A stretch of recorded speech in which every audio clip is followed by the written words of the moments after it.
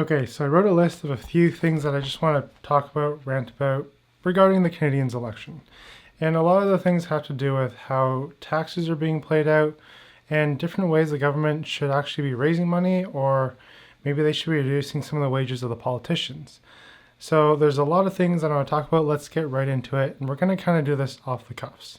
So the first thing that I want to talk about is that I read an article about 54% of the Canadian taxes that go to the government are paid by the top 10% of the Canadian population. So 1 in 10 people out there who earn money, they're part of contributing to 54% of Canada's tax income. And another thing you should get this is that the top 10% income earners, they earn about 1/3 of the total income earned in Canada. So 1/3 of the income pays 54% of the taxes. Now, some of you sitting there might be like, that's kind of fair because a lot of these people make, 200 or 500 or $1 million, 500K or 200K or $1 million a year. However, you'll be surprised that the people in the lower half of this 10% make just over $96,000 a year. That still is a very sizable sum, and I don't make that much in my career right now. So I'm not even in the 10%. So people who are making around 100K a year, if they're advocating for more taxes, then just note that you're advocating for more taxes on yourself because you're considered wealthy and you're paying about 54% of the taxes received in Canada. The second thing that I want to talk about is, I haven't found stats about this, but I think the ultra wealthy are probably not paying that much tax in Canada. Sure, they're still paying a fairly sizable sum because their income is probably close to $1 million. However, the other compensation on top of this is probably in the tens or hundreds of millions of dollars. But they found a way to tax shelter that. And it's potentially just because they own an entire company or a significant portion of that company, and they haven't yet sold out of it. So most of the net wealth is actually in that company. They don't have like $300 million sitting in the bank. That'd be crazy. Rich people don't do that. They maybe have like $10,000 or like even $100,000 sitting in the bank. Most of their money is actually invested in something, whether that be a business or in real estate or something else like that. They could even have it overseas. I don't know. So the ultra wealthy, for how much tax they actually pay versus their net wealth, it's not that much. And maybe that's why the NDP leader is trying to propose this new wealth tax on people worth over $10 million, where they have to pay 1% tax on their entire net wealth. So for those of you who are voting for increasing taxes on the ultra wealthy, well, just note that if you're increasing the income tax rate, you're not really targeting the ultra wealthy. You're targeting the upper middle class, or even the middle class, because middle class is considered around $96,000. I mean, maybe that's still upper class, but I would say that's a relatively decent income, and I guess you could consider upper middle class. But still, you're going to be targeting people who are not super wealthy. These people probably have a net wealth of $1 million or just around $2 million, which is enough to retire off of comfortably, but not like you're going out there spending dollar bills every single weekend. Now, the third thing that I want to bring up here is that an idea of potentially defunding politicians. I know there's the idea of defunding the police and defunding other organizations. However, no one ever talks about defunding politicians. And the reason why I bring this up is politicians actually make a very good wage. They make on average $185,000 for just being an MP. And if they have additional roles, they can make another $100K or $200K on top of that. For example, Justin Trudeau, he makes about $385,000 a year. $185,000 is from his MP position, and the remaining amount is because he's Prime Minister. He also gets a few other perks like vehicle credits, as well as a pretty sweet place to live in. I heard it has about 20 to 22 rooms in it. And I think that if we defund the politicians, well, obviously not have them payless, but I think that if we reduce their wages to a reasonable wage, like $100,000, then they can actually have empathy for the upper middle class people where they're not super wealthy, earning like a $200K salary, but they can actually kind of sympathize with the average citizen out there. I think that the wage of $185,000 is pretty ridiculous, and there are lots of people who would love to be politicians. However, in politics, things get messy and you kind of have to fight your way to the top often. So I think that if we had the government actually reduce their wages, we could be saving a significant amount of money or actually having that money go to other things. For example, like the healthcare system. Our healthcare system's pretty broken. Even though it's free public healthcare, in my opinion, it's trash right now. I need to wait 2, 3, 4 hours in the emergency room on a good day and maybe 12 hours on a bad day. And waiting for a doctor's appointment, don't get me started. I can't even reach my doctor. It's so bad in Canada because these doctors get paid, I guess, relatively poorly compared to their peers in the United States, that they have no real incentive to push their own personal practice. Rather, they go off and do other things that make a significantly more amount of money, like plastic surgery. That's what my doctor does, at least.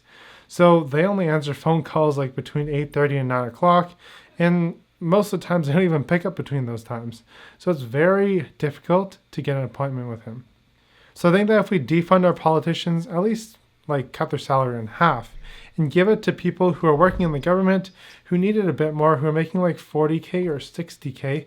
These are middle class or lower middle class people. This would definitely help them out and it would go a long way.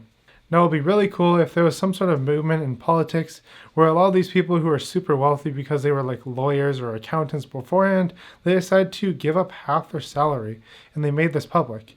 At least right now, I don't know of many politicians who are doing that, if any.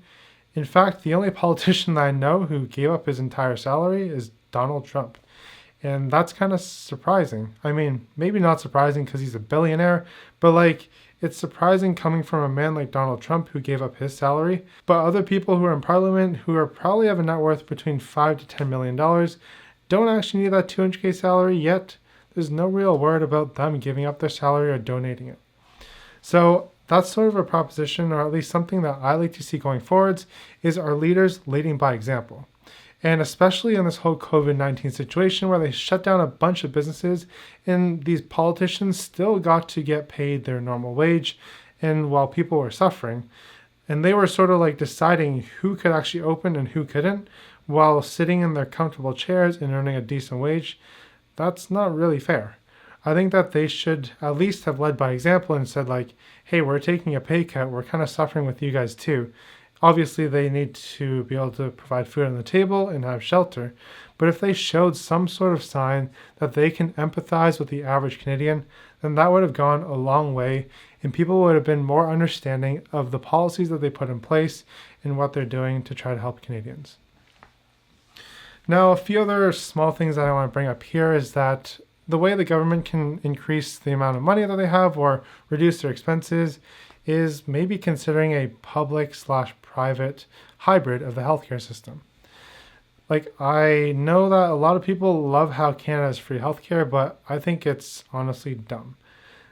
There's so much wasted money going into healthcare. A lot of people abuse the system. People go into emergency for the smallest thing ever. However, if you started charging some sort of small fee so that you don't just go to the emergency for every small little pinprick that you get, then we wouldn't have such long wait times. As well as if we had private healthcare, then we would have less people in wait lines for public healthcare, because those who could actually afford it would just go off and pay for their healthcare. And right now, those who can afford it are probably going off elsewhere and paying for it anyways. And that ends up taking money out of the Canadian economy. We can just hop over the border to the States and you can pay your way and get some surgery the next day. Another thing with the healthcare system is that we probably witnessed something called brain drain, where a lot of smart, brilliant Canadians realize being a doctor in Canada is not very lucrative, or at least being some sort of family doctor is not. So they go to the States, study, and end up going there. But think about that kid who decided to hop over the border, study, and stay in America and earn a living there. The government had to pay for his or her education from the age of, 5 till when they graduated high school. That investment made into that smart child just went over the border into the United States. And that was taxpayer money gone. And don't get me started on tech workers. Look in San Francisco or in California right now, there's about 350,000 Canadians there. And on average, like people go down there because of tech jobs, obviously. And these people make anywhere from like 200K a year to like upwards of $1 million or maybe $2 million a year working at these big tech firms. Now, let's take this like super low wage of $200,000, which is, I guess, relatively low for a software engineer in California. Multiply that by 350,000 people, we get about $70 billion. That's $70 billion that the Canadian government is missing out on taxes. That's how much value that these people are providing.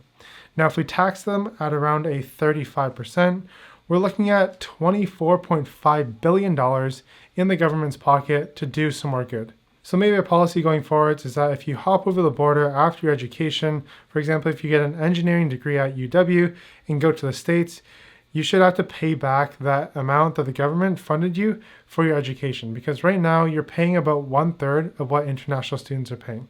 And the government's paying for you because they want you to help support the Canadian economy after you graduate. However, obviously the smartest minds realize that there's bigger dollars to be earned over in the States. In Canada, our wages suck here and our taxes suck. So they hop over the border, earn 6 figures right off the bat, and eventually make it to 7 figures in maybe 5 or 6 years. And the Canadian government just sees their investment go to the US government. And this is very unfortunate. I think that the Canadian government should be focusing on this a little bit more. Let me know your thoughts down below if you think this is something that they should focus on. Have you ever heard of this whole brain drain idea?